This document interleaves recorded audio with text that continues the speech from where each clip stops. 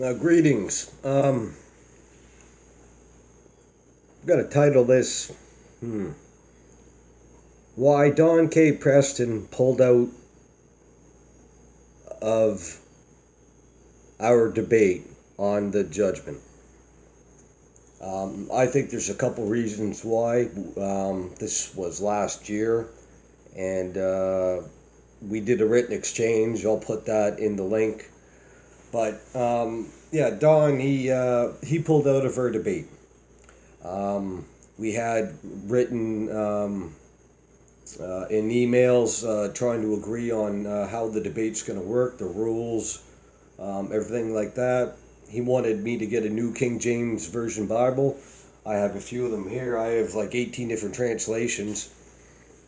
And I bought a giant print New King James Bible for the debate, like so I could read it, a big one, not a small little hardback. And I ended up giving it to a friend there last week. They needed a Bible. They were asking me something.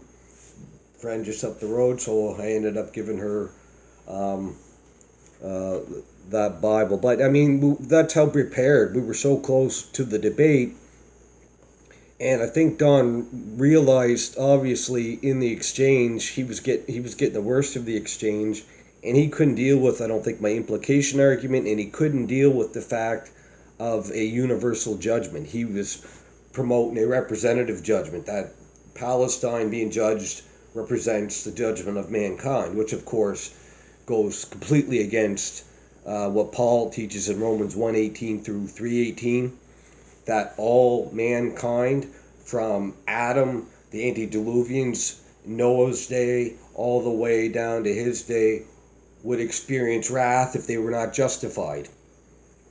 Same thing in 1 Thessalonians 1:10 and 5:9. Wrath for the unbelievers, salvation for the believer. So the unjustified for Paul in Romans 3 and in Romans 8, but before we get there, the unjustified believers, all mankind, would experience God's wrath or salvation, glorification. Sanctification would be complete. Well, if they're glorified, and then there's no need for sanctification. So I don't know how that would work out. Um, but my implication argument, which will be in this playlist, I mean, I got 20 some videos on the implication argument. Basically, I was arguing from, and I was showing commentators what they had to say on Romans chapter 3 and Romans 3 21 through 26 and Romans 8 33 through 34. How the future judgment is brought into the here and now, into the believer's life, and they are declared justified, dikaio, they're declared righteous, forgiven. They have the verdict of the last judgment. Right now, we have the verdict of the last judgment. If the judgment's in the past, then we have no justification today. We need a future verdict for Paul. And of course, my Roman commentaries are back there. Mounts, I used Mounts for Romans 3. I forget who else I used for Romans 3. And Don agreed. N.T. Wright on Romans 8, and I forget who else on Romans 8, 33 through 34. Showing that, yeah, it's the verdict of the... and I could see this when I was leading up to the debate with Michael Miano. I realized, I was like, well, geez, this is a gold nugget. It has to be a future judgment, or there's no justification. That was the debate. We were debating the implication of justification, and Don wanted to word it a little different. But basically, that was it. It's the judgment and justification. That was the debate.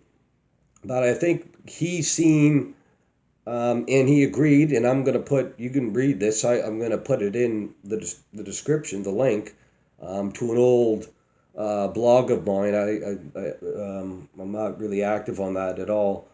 But yeah, I have the written exchange, all of it right there. And you can see, I think, in the written exchange, why Don didn't want to debate. He didn't want to debate because of the implication argument and because I would press on a universal judgment. And reading the implications, and then he made the excuse, oh, Joel fell off the wagon, no debate. Even though went out and ordered a giant print, 16 font, New King James, and we pretty much, we signed our names to the debate. It was signed. I signed my name, he signed his name. We agreed on everything. We made it work. I wanted a few things for the debate, time-wise and that. He agreed, and he made some points where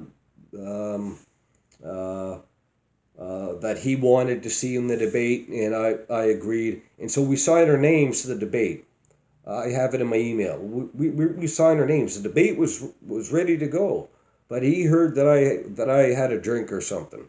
Then, oh, the debate's over. Joel had a drink, No, I was prepping for the debate, and I relaxed a bit because I was prepping real hard, I have many of Don's works. I have probably 10 or 11 of his works. I have about 5 of his big books, major works. And so I was studying my eyeballs out, commentaries, everything, man. I was prepared, and he pulled out. He signed his name, and he pulled out of the debate. And that's just amazing. We both signed our names. We were ready to go. Ready to go. It was going to be on YouTube Live. He was going to get William Bell to, get the technology and whatnot. I think Don realized I'm tired now, but I'm a pretty good speaker, pretty good orator when I'm alert, when I'm awake, and everything. Yeah, he realized the implication argument. I was going to press that, man. I was going to press that on justification and the judgment, and in the universal judgment. And I think a written exchange, he could see and he made the concession. Yes, N.T. Wright's right, Mounts is right. You're right on Romans 3:8. It's a future judgment brought into the here and now. He tried to get around it though, saying, well, we can work out, a past judgment being brought. Well, no, that's not what Paul's saying. We have to go by what Paul's saying. We're not going to put words in his mouth. It's the future judgment brought into the here and now in the act of justification when the person's justified. If the judgment's in the past, for Paul, there's no justification. So Don pulled out of the debate. He was waiting for a reason. And the reason, Joel, he heard Joel had a drink. Study my eyeballs out. Yeah, I wanted a cold beer. Yeah, sure. But Don pulled out of the debate. He signed his name, pulled out. I was ready to go. I was ready to go. But that's just the way it is. That's just I never seen Don pull out of a debate. I don't think. No. So I wonder what would happen if I didn't have a drink. What the excuse would be then. But anyway, that's about it. And I'll put in the description the link. You can read the written exchange between myself and Don, and you can get a good picture of what the debate, how it would have probably turned out. Anyway, that's about it for this one. Have a good one, and keep the mask on for the virus. Keep the mask on, We gotta stay in the house, and the cops, you walk to the store, the cops pulling you over, violating our Charter of Rights and Freedoms, Section 6 to 10. It's all fuzzy and crazy up here in Canada. The Americans aren't the only ones dealing with this epidemic. But be safe, everyone. Godspeed.